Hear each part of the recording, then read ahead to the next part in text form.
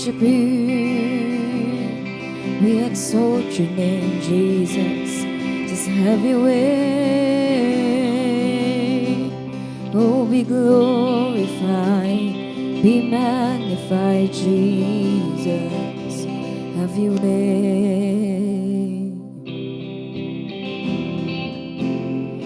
Hallelujah. We worship you. Thank you, Jesus. Set me apart, gave me a new heart, filled with compassion to share your great love. Show me your ways, I want to know you. Guide me in truth, my hope is in you. That I may dwell in your house forever, lifting up your name. Dwell in your house forevermore. That I may dwell in your house forever, lifting up your name. Dwell in your house forevermore. I'll hold on to you, my strength and my refuge. Whom shall I fear? I know you are near. All of my days I'll live for you, Lord. Establish my path, there's nothing I'd ask. That I may dwell in your house forever, lifting up your name. Dwell in your house forevermore. That I may dwell in your house forever, lifting up your name. Dwell in your house forevermore. I'll hold on to you, my strength and my refuge. Whom shall I fear? I know you are near. All of my days I'll live for you, Lord. Establish my path, there's one thing I ask. That I may dwell in your house forever, lifting up your name. Dwell in your house forevermore. That I may dwell in your house forever, lifting up your name. Dwell in your house forevermore. I'll hold on to you, my strength and my refuge. Whom shall I fear? I know you are near. All of my days I'll live for you, Lord. Establish my path, there's one thing I ask. That I may dwell in your house forever, lifting up your name. Dwell in your house forevermore. That I may dwell in your house forever, lifting up your name. Dwell in your house forevermore.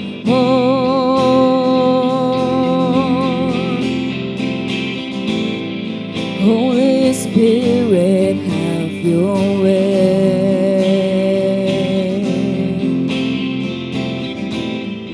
Sweet anointing, teach our hearts, our lives, we pray.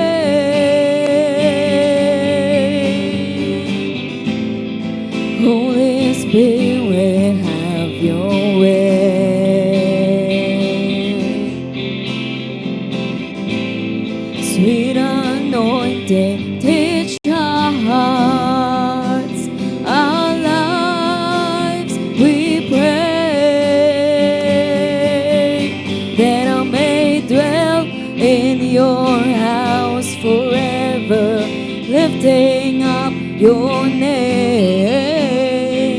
Dwell in your house forevermore, that I may dwell in your house forever, lifting up your name. Dwell in your house forevermore. Oh, sing, Holy Spirit, have your way, have your way. Sweet anointing, teach our hearts, our lives, we pray. Oh, say, Holy Spirit, have your way.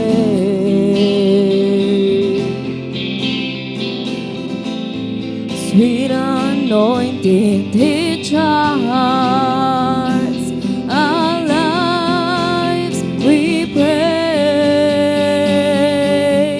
that I may dwell in your house forever, lifting up your name. Dwell in your house forevermore, that I may dwell in your house forever, lifting up your name. Dwell in your house forevermore, that I may dwell in your house forever, lifting up your name. Dwell in your house forevermore,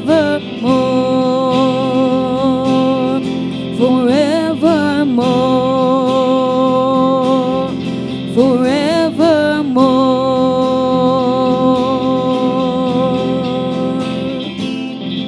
Oh, we worship you, we give you praise, we exalt your name, Jesus, have your way. Oh, we give you praise, we worship you. Have your way, Jesus, exalted. Have your way,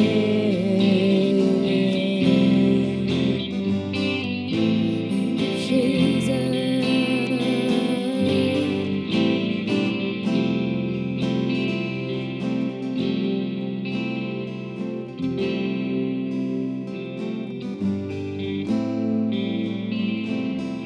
Hallelujah. Thank you, Lord Jesus. This is our heart's desire, continuously to dwell in your house, O God, in your mighty presence. Because nothing satisfies us, Lord God, in this life but you. Life without you is incomplete. But life with you is so complete, Lord God. So help us just continue to dwell in your house, to dwell in your mighty presence, to let your Holy Spirit guide us in all our ways, so that we are not been tricked, deceived by the enemy, that we operate in wisdom of our God. Father God, we entrust to you our lives.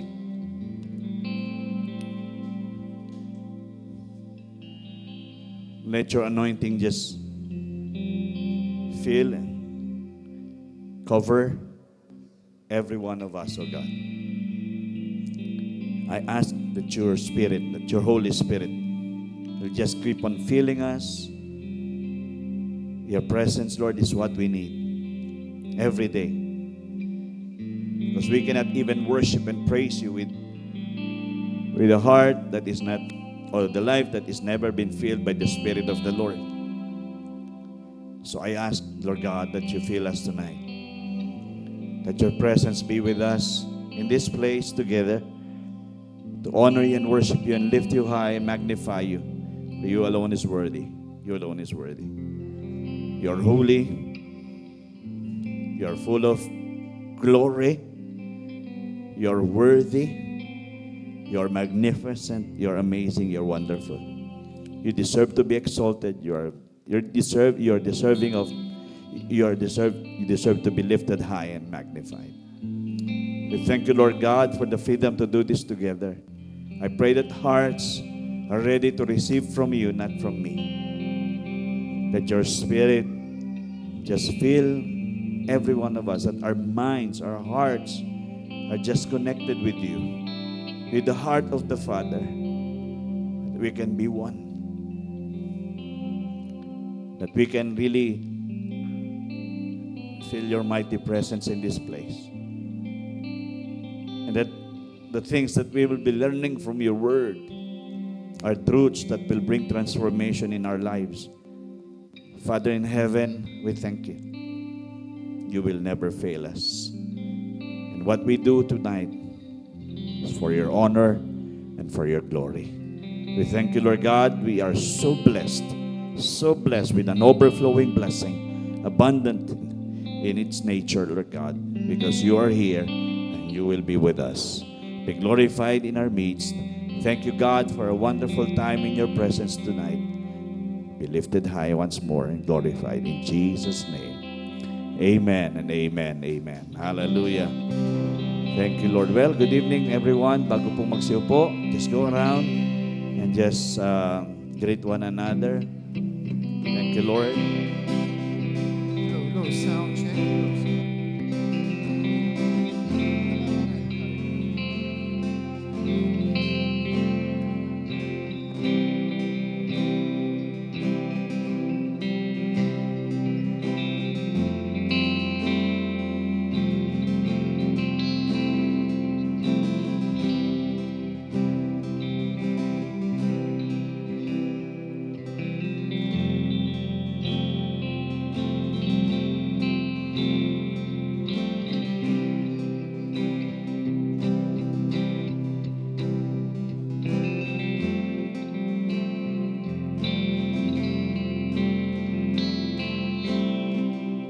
Sound check.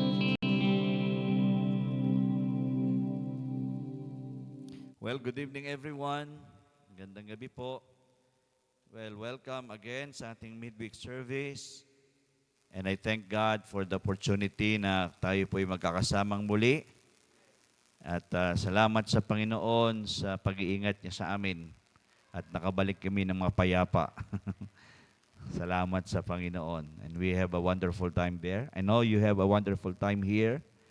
I believe na kumilos ang Panginoon sa bawat isa, sa mga naka-attend ng linggo, sa mga hindi ko loyalist, salamat sa Panginoon. Loyalist ni Lord, yan ang kailangan ngayon eh. Loyalist ni Lord, hindi loyalist ng pastor. We are not promoting ourselves here, we are promoting God. So, again, we will be having a wonderful time tonight sa ating gawain sa midweek service.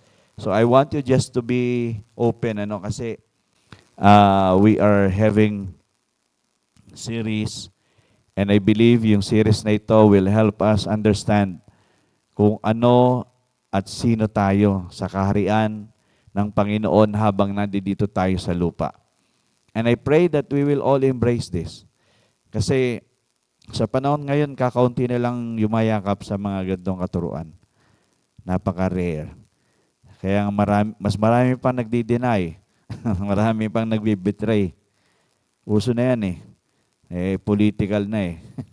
Betrayan na. Okay, so tonight I pray that you will just open up yourself and receive from the Lord. And ilan sa mga paalala po dahil last day na ngayon last day ngayon ng Abril, ano. Okay, so ano na to, Mayo na bukas. Pagpasok bukas ay May na. So last day ngayon, tapos another month tomorrow. So I'm praying na talagang excited tayo, no, na kumbaga meron tayong gagawain ngayong buwan ng Mayo. So ang ilan sa mga gawain po natin na naka-line up this month of May, syempre sa Sabado ay yung Ladies Fellowship. So we are cordially and strongly and forcefully inviting all the ladies in the house to be a part of our Ladies Fellowship this coming Saturday at 8 in the morning. Okay, 8 in the morning, lahat ba ng kababaihan. So, mini-message naman, I hope po, hindi lang po sin. Kasi ang sin po kasalanan. O, tama ba? Ang sin ay pag tinignan nyo lang, kasalanan. Sana mag-reply din naman, mag-response naman. So, we are a church that communicates, ano. So, we are here to be connected as much as possible. We wanted to be connected with one another. So, that will be Saturday, May 3. And then, sa Monday, May 5, tapos hanggang Wednesday, May 7, ay ating midweek, prayer and fasting pala. Prayer and fasting po natin sa May 5 to 7. So we are again encouraging everyone to be a part of our prayer and fasting. 2 gabi na online po yan. Tapos yung ikatlo ay dito po natin gagawin. Siyempre, unang Wednesday po yan ng buwan ng Mayo. So May 7 po yan. May 7. May 5 to 7. Okay? Prayer and fasting. And then, May 17 to 18, ito yung siyempre ating inaabangang Summer Saya 2025. Yan. So, malapit na. Konti na lang. And I hope po, konti na lang din ang hindi pa na yung ating tawag dito, yung ating deadline ay na-dead Hindi na-beat yung deadline. So there are still others who have not yet paid. And we are praying na makapagbayad sila. Dahil kanina nakapagbayad na po tayo ng buo doon sa resort, sa farm ko. And expecting na may dumating na mga payments pa. So what we did ay binayaran na natin ng buo para pagpunta natin doon, hindi na tayo na problema sa bayarin. At least gagamit na lang tayo ng venue.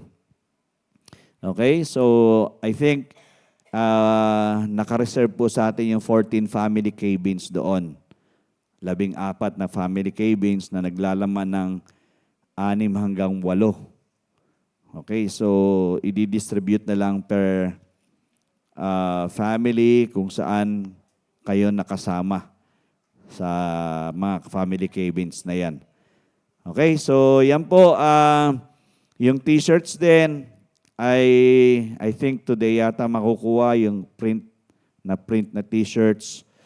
Kaya nga yung mga nakapagpalista, pinatatakan na rin namin. Okay, kasi nagpalista So, kahit hindi pa bayad, binayaran na rin namin. So, ang mangyayari niyan, may utang. Hindi, pero, well, we wanted them to be responsible enough to really settle. Okay? So, kaya natin ginagawa yan for them to know, to understand we have to be true with what we have committed. Kasi nag-commit, mahirap yun, nag-commit tapos nag-omit. Yun ang problema. May nagko-commit, may nag-o-omit. I pray wala sa simbahan natin yan. Nagko-commit tapos mag-o-omit. Dapat nag-commit, lalong committed. Na talagang gagawin ang lahat ng paraan just to make sure that the commitment will be made true. Yan. Okay, so May 17 to 18 po yan. And then May 24, double header po yan, sa umaga, ay ang mga men's, meron pong, pagkatapos pala ito ng ating Family Summer Saya, Sabaduhan ay yung ating men's fellowship at yung kinahapunan naman yung youth fellowship. Okay, so yan po yung magiging mga events natin for the month of May. And I believe this month also, as much as possible, maisisingit natin yung another batch of Married for Life. So we will be talking to the pastors and some of the members here na pwede nating i-join sa Married for Life. Because yung pinuntahan namin sa Boracay, it's more of strengthening and rediscovering our relationships on how that is still working, how that this relationship still works. So kailangan po talaga na mapatatag pa yung mga pagsasamahan ng mga mag-aasawa. So we are encouraging, siyempre, kung meron kayong mga kakilala sa simbahan natin na mga mag-aasawa na hindi pa nag-undergo ng Married for Life, so we encourage them to be a part of this batch this month of May kasi we will order the manual. Ang manual ba, per couple one lang, no? Per couple one lang. Kasi hindi pwedeng magkahiwalay kasi baka magbatuan ng manual yan kapag pag life application na yan. Kung ano-ano sinusulat yan, magkaanuhan yan. Well, we need to encourage our couples here to be a part ng ating Married for Life batch 3. I think that will be batch 3 ba? 4 na kasi 3 batches tayo ng una. So batch 4 na pala to. So yun po at hopefully makapag-start ngayong Mayo at matatapos yan sigurado ng July or August. So yun po at praying na tayo po ay maging aktibo sa mga gawain sa Panginoon. And I'm praying also na magkaroon ng init sa mga pananampalataya, spiritualidad ng bawat mananampalataya. Lalo na sa simbahang ito na hindi tayo namumuhay sa tradisyon eh. Pero somehow nakikita natin yung mga gawi traditional eh. Well, it's a matter of personal dealings with our spiritual level sa Panginoon. So, ngayon, ginagawa natin ang series na ito for us to understand more what is more heavier or weightier sa ating Panginoong Yesus. Bakit meron tayong mga kingdom principles? Bakit may kingdom living? Bakit kailangan nating alamin ang pamumuhay na dapat isapamuhay ng bawat isa sa atin habang tayo nandito sa lupa? And I believe, ibinigay ng Panginoon, hindi lang sa akin, ito sa ating lahat, for us to be more responsible in our spiritual walk with our God. No, in this way, we know that we have that responsibility to really please our God with the way we live. Kasi gusto natin, ang buhay natin ay sweet-smelling aroma to our God. Amen? Gusto natin ganun eh. Pero ayaw natin minsan yung commitment or yung the things that will really bring that to the Lord. So, why we are here tonight is that we will continuously learn and adopt and embrace the truth of the Word of God so we can be really kingdom people, to which we are really called kingdom citizens. We consider ourselves, as we believe in the Lord Jesus Christ as Lord and Savior, we are kingdom citizens, kingdom people. So, sisimulan ko ngayong gabi, this is another series. I think this is series number 32. Tama ba? Series number 32 na commands ng ating Panginoong Hesukristo. So I want you to grasp, okay, and embrace ano ang meron sa command ng Panginoon ito. I think this is lesson number 65. So medyo mahaba-haba na sa dami niyan, 65 commands ni Christ na ito na ating tinatakil dito every Wednesday.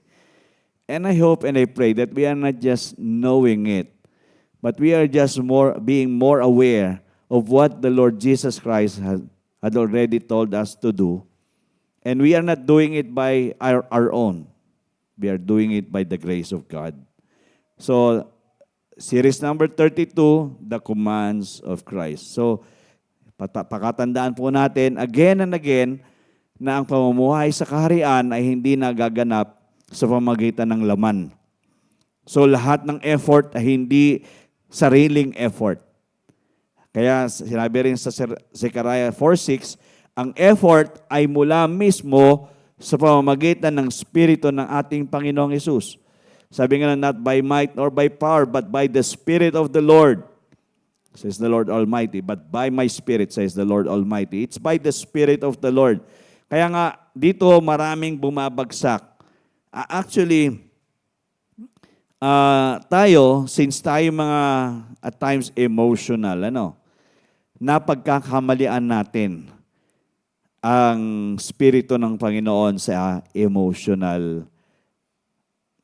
na kalagayan, conditions natin.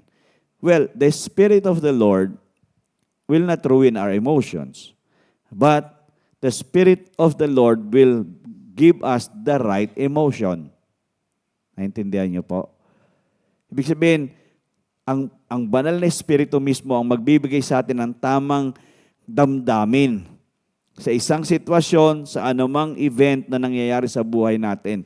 Kaya nga, when we are faced with issues in life, we just need to ask the Spirit honestly, Holy Spirit, reveal to me, what do I need to do with this situation? Kasi madali tayong madarang, di ba? Ibig sabihin, madali tayong ma-engage sa mga pangyayari sa paligid natin. Nagre-react tayo. But by the Spirit of the Lord, we know how to control our emotion, our reactions, and then we know what we need to do. We become more wiser. We become more knowledgeable. Ibig sabihin, alam natin how we will move in that certain situation. Not by might nor by power, but by the Spirit of the Lord. Okay, tonight, mari-reveal ang isa na namang kumbaga commands ng ating Panginoon na gusto kong ma-embrace po natin, to which somehow marami ring sumasablay dito. So babasahin muna natin yung mga verses na magre-reveal sa atin dito. Luke chapter 16, 9 to 13 po yan. Pero 9 to 11 muna yung unang slide, but we will read the verses 12 and 13 the next slide. So basahin po natin to. Sabi niya, I say to you, make friends for yourselves by unrighteous mammon, that when you fail, they may receive you into an everlasting home. He who is faithful in that what is least is faithful also in much. And he who is unjust in what is least is unjust also in much. Therefore, if you have not been faithful in the unrighteous mammon, who will commit to your trust the true riches? Okay? So, verse 12 and 13, and if you have not been faithful in what is another man's, who will give you what is your own? No servant can serve two masters, for either he will hate the one and love the other, or else he will be loyal to the one and despise the other. You cannot serve God and mammon. Okay, dito sa mga talatang binasa po natin, itong verse 11 to 9 and 12 to 13, it is just reminding each and every one of us, sa sinasabi ng Panginoon, na huwag tayong, kumbaga, yumakap sa pera. Actually, pera ito, yung mammon, unrighteous mammon. Ang gusto ng Panginoon, we trust Him. We be faithful to Him. Ang faithfulness natin naka-sealed lang sa Kanya. Kasi, if we are too, attached to the riches of the world, and we are not attached to the one who give us the riches of the world, then we are the one who is at loss. Tayo po'y mawawalan lang dito. So sinasabi ng Panginoon, hindi pwede tayong magsilbi sa dalawang amo. Ang dalawang amo, siyempre, ang Diyos, dapat siyang pinakaamo. Minsan, mas iba yung inaamo. Naintindihan niyo po ako? So, ibig sabihin, yes, there is a case for us to chase after riches in this world. Di ba? May kantayin, we work hard for the money. Tama ba yun? May kantayin, working hard for the money. So, we don't know, kasi alam natin, ang pera ay lousy master. Tama? Kapag wala kang pera, malungkot ka.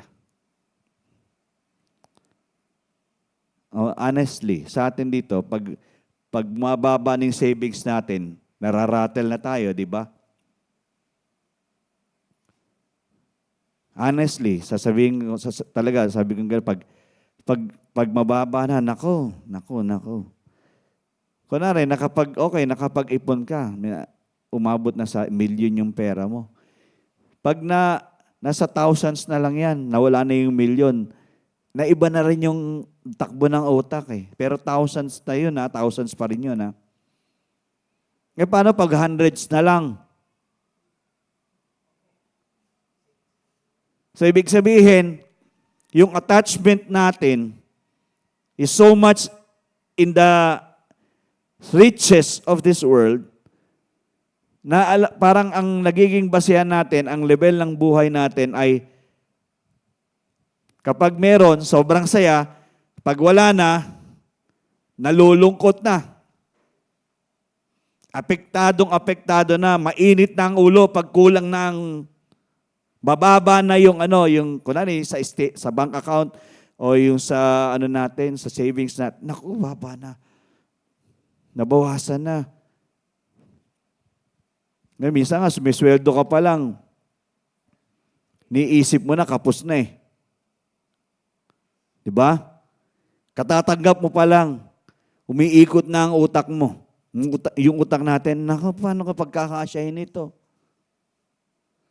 Hindi ba yung sabihin natin sa Panginoon, I wanted to be faithful first to you with these things that you have entrusted to me. Because who is faithful in the small things will be faithful in the bigger things. Ang problema nga, how we handle what God is giving us. Walang problema, magbibigay ng kayamanan ng Panginoon, pero pag ang kayamanan ang nagdomina sa ating mga buhay, talong-talo tayo. Hindi na ang Diyos kasi naging alternative na lang ang Diyos. Nagiging hingian na lang na, Lord, bumaba na. Nararatel na tayo. Well, I want us to address this sa ating mga, lalo na sa ating sa simbahan. We are not preaching prosperity gospel here. We are only preaching faithfulness in what the Lord is giving us. because He will make us really prosper in life. That is Jeremiah 29:11 eh. Diba? That is His plan, to prosper us, not to harm us. Unang-unang plano ng Panginoon sa atin yan eh. Pasaganahin tayo, hindi tayo masaktan sa buhay.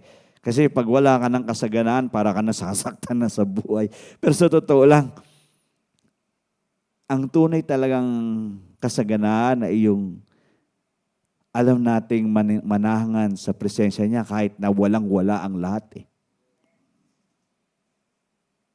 Para bang lahat na lang kasi nakasalalay sa I just need to wala namang problema. Tinitingnan natin, kailangan makagawa ako ng gantong kalaking pera sa buhay ko. And after I've got this, what's next? Diba? Gusto natin, okay, kailangan maabot ko yung 1 million in my 30 years of existence. Meron nga, di ba, bata pa, yung mayaman na. Pero, again, that is their portion. And if that is not our portion, we just need to learn how to be faithful. Amen? Kailangan lang maging tapat tayo. Kasi, ang issue dito is yung loyalty natin. Kasi minsan nahahati. Ating-hati talaga.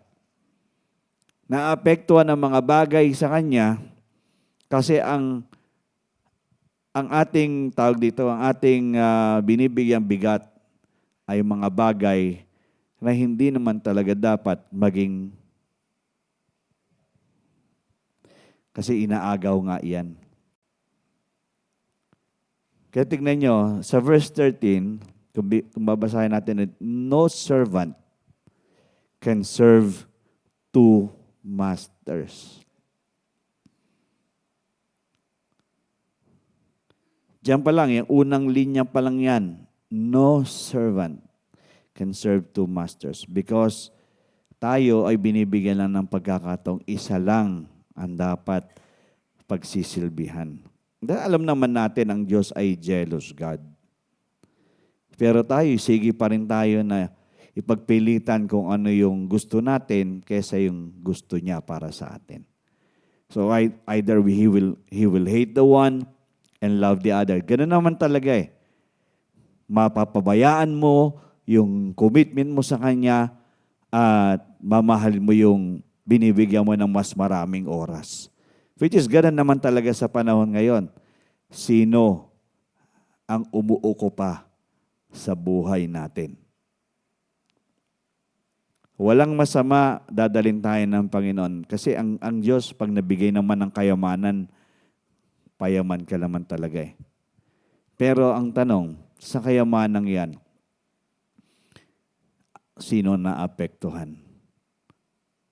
Kasi pwedeng nga, i-despise mo yung mga bagay yung sa Kanya eh. Marami nang ganyan eh, na, di ba, tinawag ng Panginoon, okay, magpastor. Marami nang ganito, nagpastor, tapos dahil mas malaki ang tawag, mas malaki ang offer sa labas, dahil ang pagpapastor, hindi malaki ang bigayan, iniwan na lang pagpapastor. Mas maganda ang opportunity rito eh. Mga kapatid, ganun ang nangyayari ngayon. Okay, maganda sana kung mga well-to-do engineers, pero nagpasyang magpastor.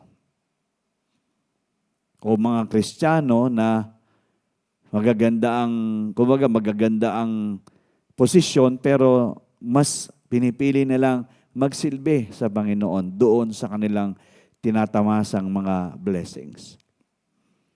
Kaya nga ang issue is how we handle the wealth that God is giving us.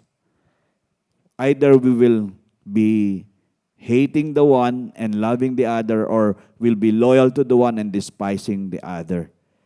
Because again, we cannot serve God and mammon. Because God is a jealous God, He must be the one and only God. Amen? Siya dapat lang ang nag-iisa at wala ng iba. Hindi pwedeng si Guy, nag-iisang superstar. Okay, so, tignan po natin. This is the command of Christ sa atin. Yan. Sabing ganun dito, we need to learn to use the temporal wealth for eternal purpose. Because what is the use of being blessed by God, and we are the only one that is actually enjoying it. Kumbaga, binibless tayo ng mga temporal wealth, pero ang pag-ginagagamitan natin nito ay hindi para sa eternal purpose. Dapat tandaan po natin, kaya tayo binibless ng Panginoon para magamit natin ito for eternal purposes. Ibig sabihin, that will be written in the heavens. Yung ginagawa po natin, yung mga ginagawa po natin.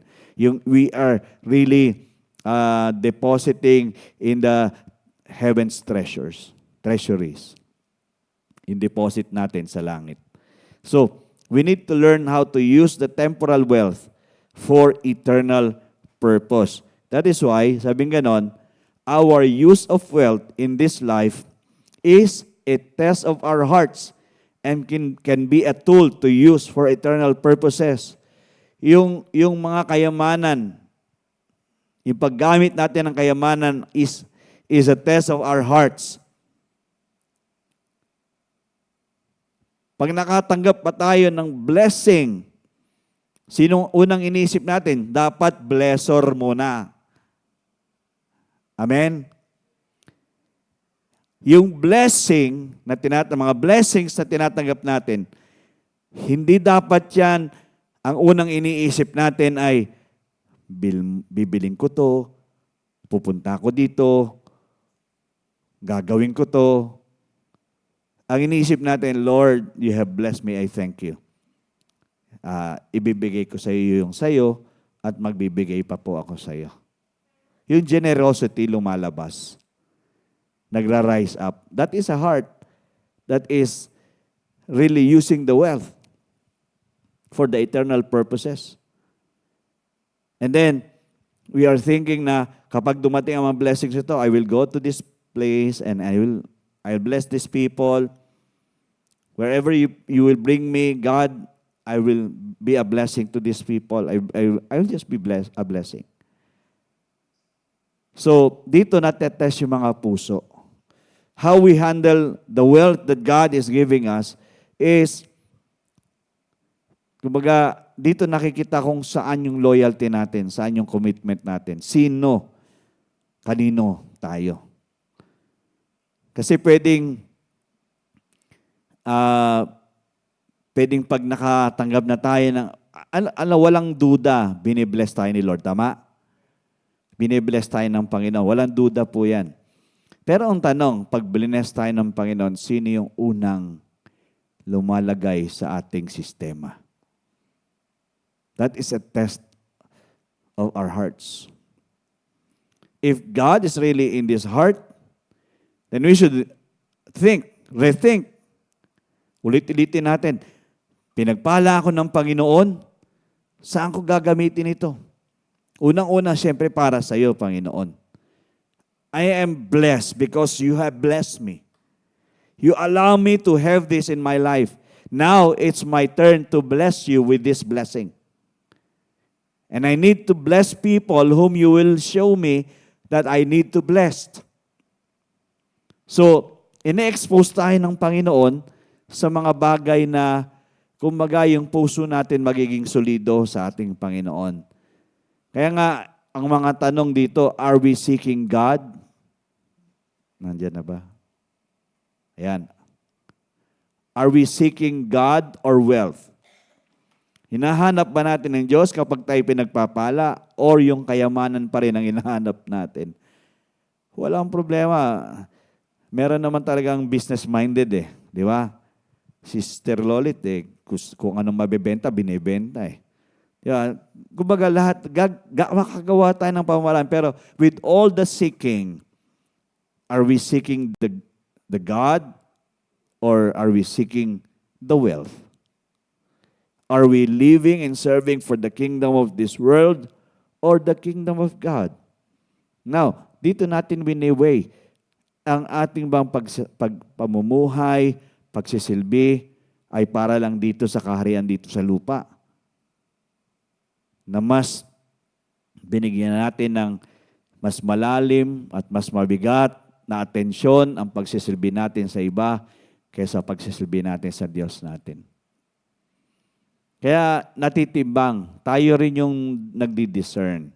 It's the Spirit that will reveal us who we are in Him. So, we just need to learn His ways. Anong pamamaraan mo, Panginoon? Please show me. Am I for you? Reveal it to me. That is why, gustong-gusto ko talaga yung panalangin ni David sa Psalms 139 eh. Diba? Search me, O God, and know my heart. Try me and know my thoughts. And see if there is any wicked way in me and lead me in the way everlasting. Panginoon, siyasatin mo naman yung puso ko. Alamin mo kung anong meron sa mga pag-iisip ko.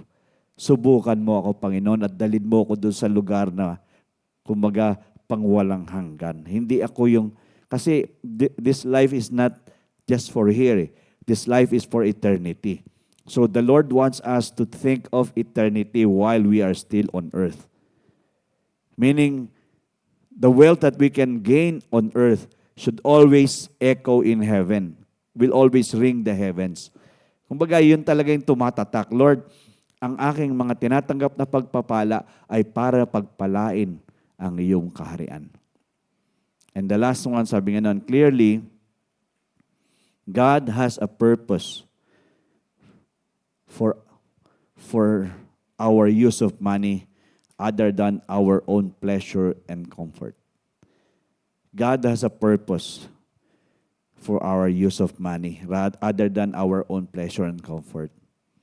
Kaya nga, lalo na ngayon, pag punta ka sa Facebook, kung ano-ano yung makikita mo na ino-offer na nag-uusap nga kami ni Kuya Luy kanina ng mga mga scammer. Ang gaganda ng mga pinipresent nila, staycation, mga ganun, para maaaliw ka ba, tapos maengganyo ka yung mga mumurahing pagkain, ganyan, mga lugar na ma-explore mo dito sa Malap. Here in Laguna, here in Silang, here in ganto, may mga lugar na magaganda naman, nature. Tapos mag-offer ng mga gantong presyo, mabababa. Minsan, it will divert our minds na, teka, pag sumunod na blessing, dito ako pupunta. Di ba? Yung ganon. Wala namang problema. Kaya minsan, ang pinakamagandang alis ay yung hindi pinaplano. Actually, kami ni Selene, yung Boracay, wala talaga kaming plano doon. As in, we are not really 100% sold out to go. But on the last minute, sabi namin, sige, we go. Halos patapos naman, di ba yung yung registration na may promo sila. Saka kami nagbayad, nagpa-reserve. Ayan kami nila Ate Nanel. So, minsan, you just don't think of, yes, it's pleasure and comfort for you. But, ang malinaw, ang Diyos gusto niya, lahat ng ibinibigay niya o pinagkakatiwala niya sa atin, merong paggagamitan ng maganda. Yung makikinabang talaga tayo at lalo na ang kalangitan. Kasi marami sa mga mananampalataya, lustay talaga. Lalo na ngayon, mainit, malakas ang Starbucks ngayon. Malakas ang Coffee Bean. Malalakas yung mga yan. Diba? Lahat ng mga malalamig na lugar. Siyempre, mainit ang panahon, punta ka ng SM. Pag napunta ka ng SM, patay ng bulsa mo dyan. Isipin na lang natin, pag napunta ka sa lugar na yan, may purpose ba? Or magkakaroon ka na ng pleasure and comfort and there is no God at all? Sabihin nyo na lang sa akin na, Pastor, ikaw naman, KJ ka naman, lalabas lang. Hindi po eh. Dapat alam natin from the Spirit of the Lord, kailangan ko bang magpunta doon? Pag pumunta ba ako doon, anong pakinabang? Will God be pleased at me? Pag pumunta ako doon sa lugar na yon? O baka pag pumunta ako doon, lalo ako na-stress. Imbis na rested ako, comforted ako, lalo ako na-stress kasi napabili ako ng ganito, napabili ako ng ganon, napagastos ako ng ganito kalaki. Wala naman sa plano pero nagsisi ka tuloy. Which is ganon na nangyayaring madalas.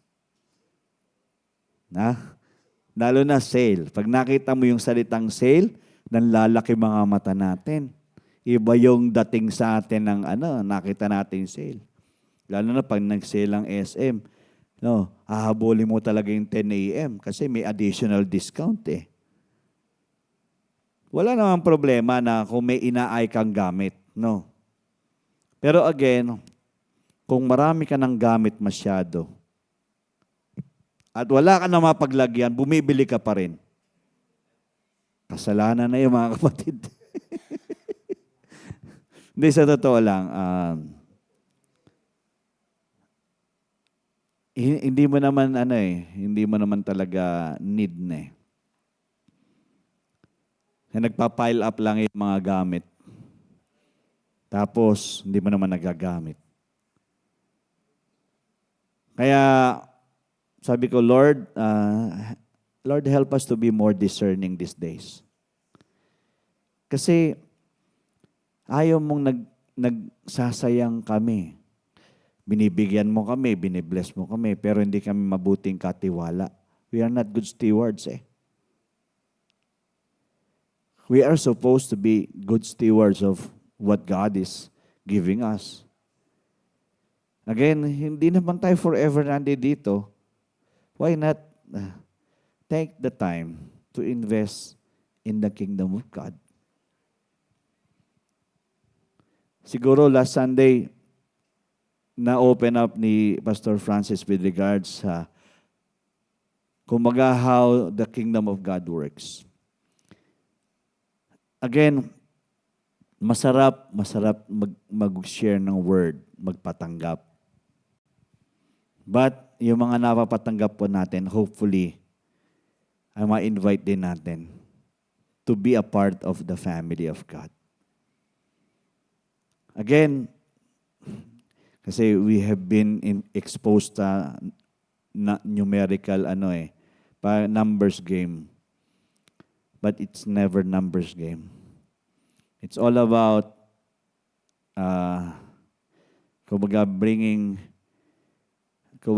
letting heaven rejoice with one soul, and then that soul remains. That fruit that we have gather will remain. Sige, yun naman ang gusto ng Panginoon, di ba? Yung nagtatagal yung mga bunga natin. So, responsible po tayo. Kayamanan kasi din ang yung mga kaluluwang yan, kayamanan natin yan eh. So, dito sa atin, sa simbahan, pwedeng tayo lang. Pero may mga kapitbahay tayo, kamag-anak tayo. Maganda nga kung angkan natin, buo, mabit-bit natin eh.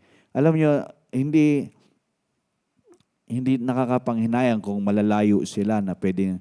Kasi meron naman, ang mga tao naman, basta alam nilang ma-feed sila. Pero hindi po natin lahat sila makukuha. Kahit kamag-anak natin, minsan alof sa atin. Dahil kahit naman kay Jesus, nung bumalik siya sa kanyang sariling lugar, hindi naman siya na-welcome din eh. There were unbeliefs. So ibig sabihin, even those who are with Him, and even those who knows them, kumbaga napakababa ng tingin, di ba? Ito ay anak ni ganito, mga kapatid niya ay ganito. Ganon din kay Jesus eh. But again, Jesus continued to minister to people and just bring heaven on earth. That is the kingdom of God, the principle of the kingdom of God. Hindi siya wasteful Hindi wasteful living. Ibig sabihin, pag nakita niya na kailangan ng tao ng ministeryo, dahil people will have the need, and us, binigyan tayo ng pagkakataon to fill those needs as well. We are anointed Amen? In-anoint tayo ni Lord para gawin ang mga bagay-bagay para sa kaharian ng Panginoon. Now, I will take you to verses after verses that will remind us that the temporal wealth is for eternal purpose.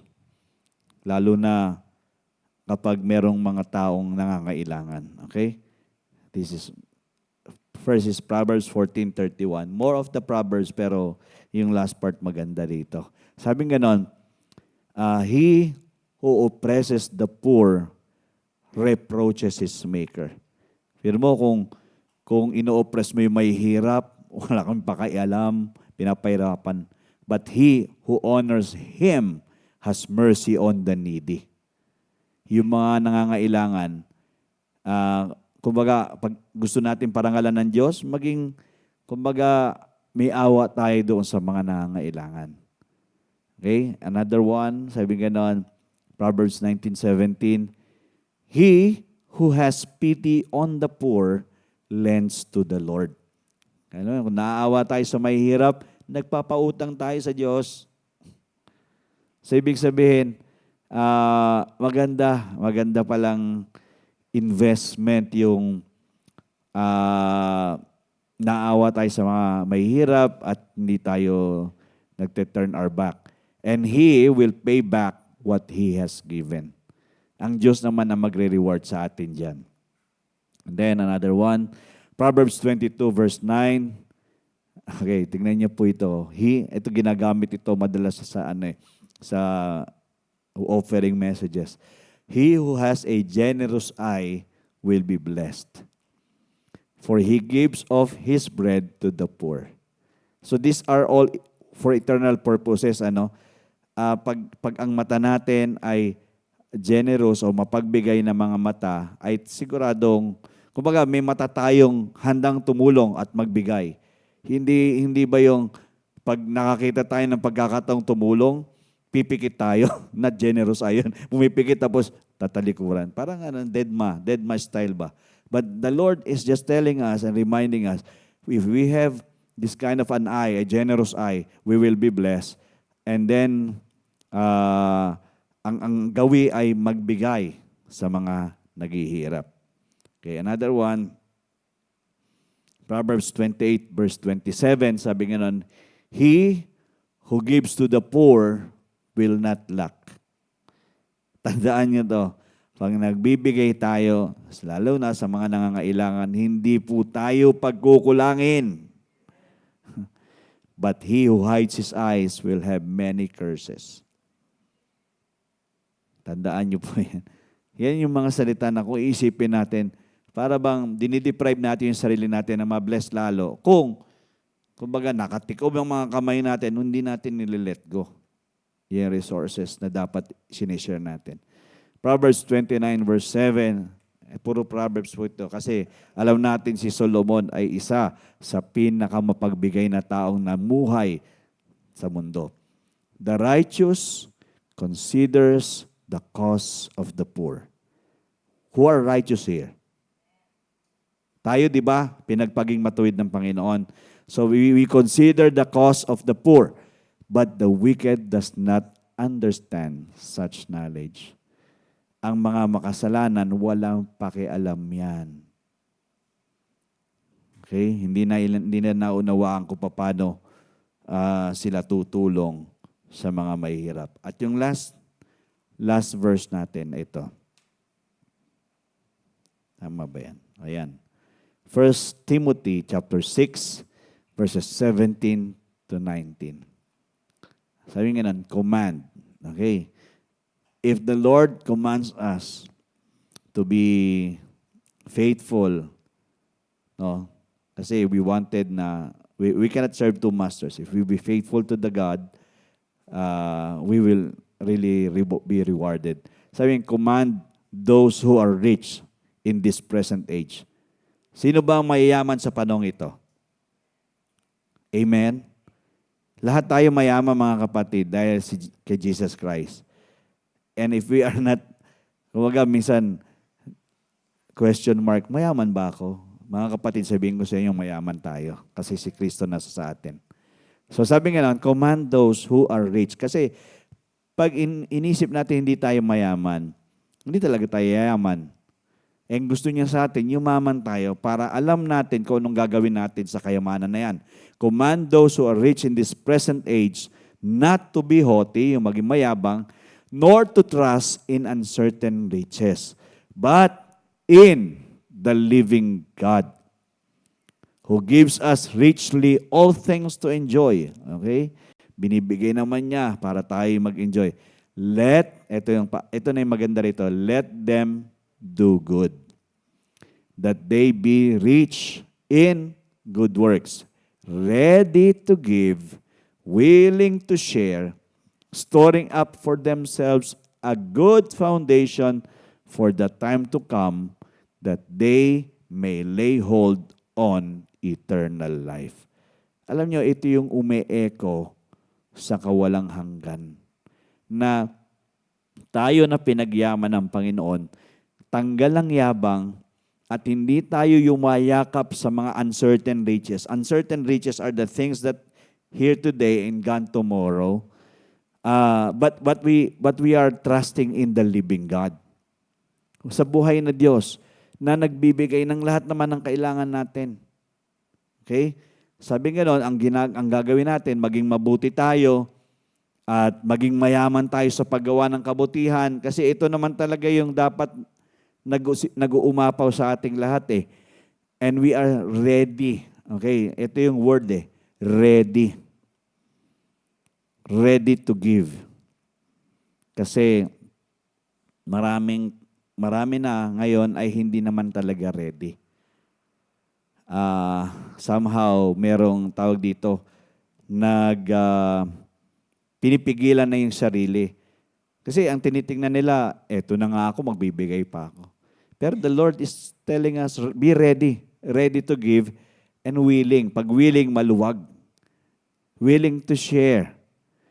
And how many of the population of the believers today are willing to share? I thank God for people dahil may mga taong hindi nagdadamot. And while we were in Boracay, we saw people. Even though pare-parehas naman kami ng kalagayan doon, pare-parehas kaming gumastos. Hindi lang naman kami, investment talaga yun. It is more of, yes, you will have pleasure, but it's more of you're investing your marriage para sa kalangitan at para sa ibang mga marriages. So, sabi ko, Lord, I thank you for people who will be used to share willingly. You know, from Guatemala, pumunta sa Bora, from Singapore, from India, and from all other places, di ba? Yung mga kasama natin doon, Tagaytay, Davao, Cavite, yung mga, saan ba yun sila, Pastor Ray? Epipani? Taguig, from Taguig, yan, from Alabang, iba-ibang lugar, kasama-sama kami doon. And they share. We share. We are not just there to just be for us. It is the time for us to share it with others as well. And knowing na, kumbaga, we have also our issues, but the Lord, kumbaga, is the one settling it all. And really, kumbaga enlightening, kumbaga makikita mo yung paano kumikilos ang Panginoon, lalo na sa mga mag-aasawa. It's investment eh. I don't know kung baka ano pa sila doon, tawag dito. Kasi Belmont Hotel, mahal eh. Mahal yun. Nag-abono pa siguro yung organizer doon. Tapos lahat nag-airfare. Tapos yung mga nag-advance booking, tapos yung nag-stay. Siyempre, kailangan mag-ano ka rin for you to be ready for that event. Hindi po ganun kadali. Pero there are people who are willing to share. To which, may mga taong ganun. I pray, actually, ang panalangin ko, Lord, lalo na nung inopen ni Lord itong message na ito, Lord, sa simbahan namin, help us to be always ready to give and willing to share. Hindi po kami dinala dito para maging madamot. Parang kung amin ay amin laang. Hindi eh. Because what we are doing today will determine our eternity. Di ba? Yun ang gusto natin, mag-ring sa heaven yung ginagawa po natin while we are here on earth. Because that is kingdom living. So, encourage ko po kayo mga kapatid. Alam po natin na ang panahon po ngayon ay hindi ganong ka-pleasant in the manner of yung temporal wealth gagamitin for eternal purposes.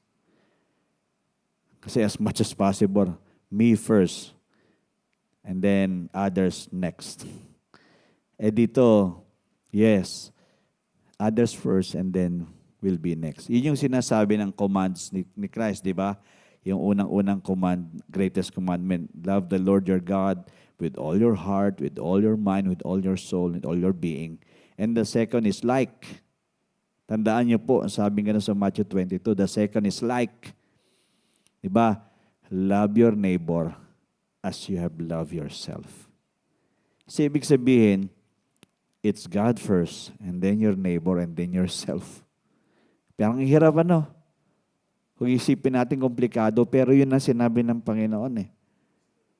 Hindi naman sinabi ng Panginoon maging self-centered tayo. Ang sinabi ng Panginoon, unahin mo muna sila bago ikaw.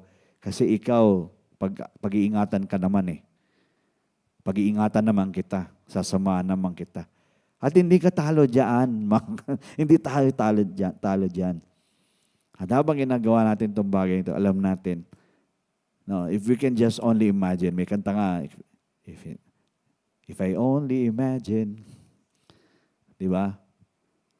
Sabi nga nun, if we can just imagine how God's face is smiling at us when we are using the temporal wealth or what God is entrusting to us for eternal purposes.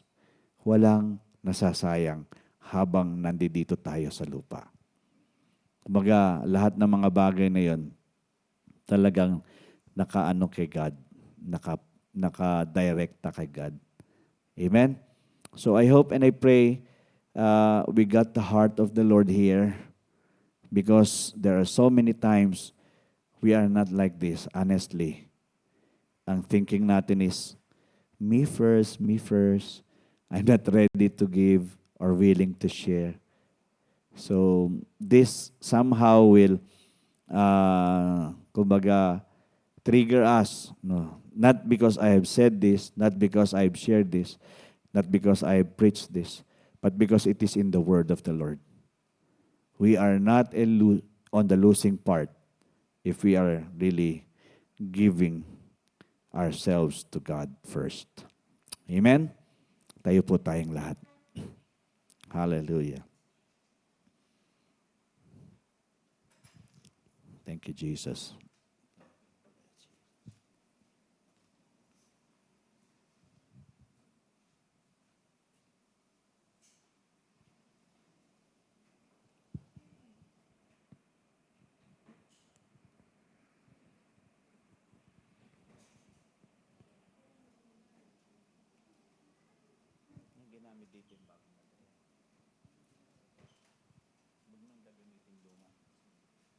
Ay, hindi na.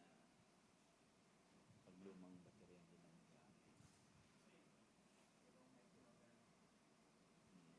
Pero kailangan bumili na tayo din. Thank you, Lord.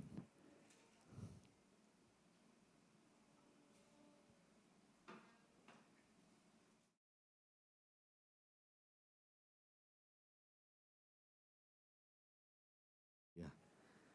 Ay, yung bata nagsishare na. Willing to share. Pero yung willing to share niya, didilaan niyo muna sa kanya, bibigay sa'yo. At least nagsishare. Well, somehow, kung na-address ito ng maayos, no, sa komunidad ng mga mananampalataya, siguro walang mananampalataya madamot, no? Yung kikita naman, mabibless naman talaga. Pero, alam niyo, yung magiging maluwag ba? Paano ba ako magko-contribute? Yung nagsasabi na, nagkukusa na, hindi yung nagpaparinig pa yung preacher dito. Kasi parang ang pangit, no? Na somebody is continuously encouraging you with words. Yes, there's no problem with that, but it's the spirit that turns the mindset and the heart na mag-obey lang. Na Lord, sige, yes, in my heart of hearts, since you have arrested my heart, but the Spirit of the Lord arrested me, then I'll be willing to do what is needed to be done. If the Spirit tells me, give this, give that, share this, share that, and be a blessing, then I'll do it. I will never hinder the works of God in me. I'll just be willing. Let go lang talaga ako na magle-let go. Yes, many times, ganun talaga. Sa simbahan, we cannot say there is 100% willingness. Because a community like this, the working of the Spirit is very important. Because without the working of the Holy Spirit, lahat ay nasunod lang sa sinasabi ng pastor, hindi sinasabi ng Panginoon. Kaya, kung hindi kumikilos ba ng Espiritu,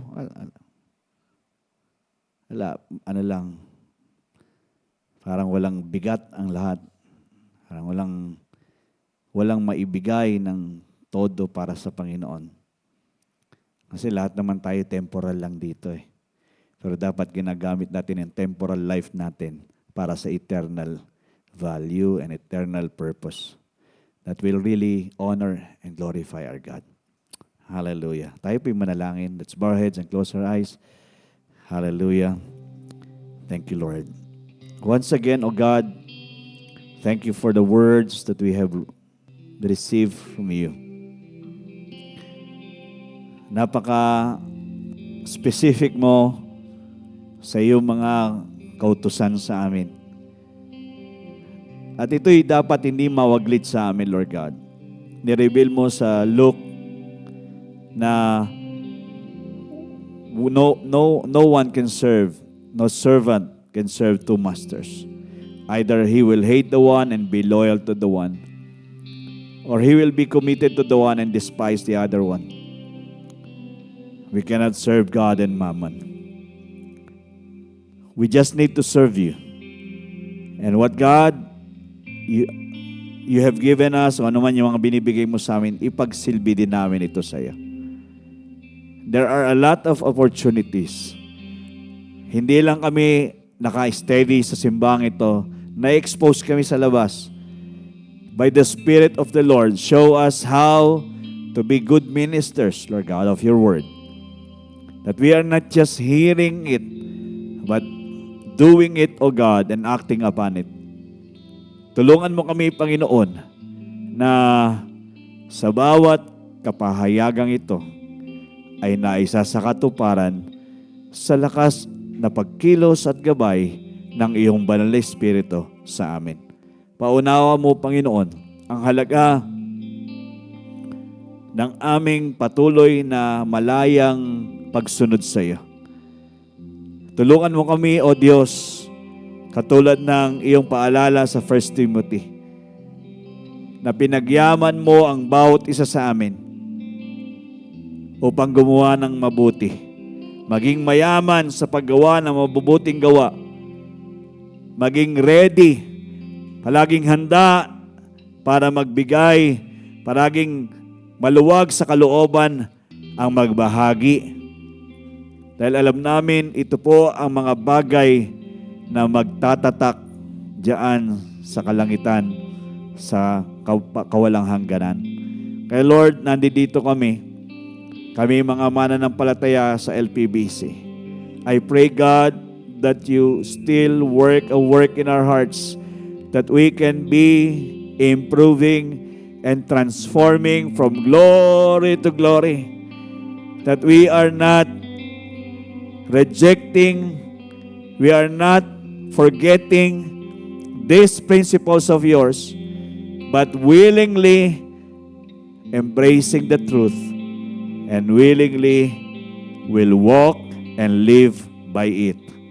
Spirit of the living God, maging malakas, maging malaya kang kumikilos sa amin, ipaalala mong paulit-ulit ang mga katotohanan ito sa amin.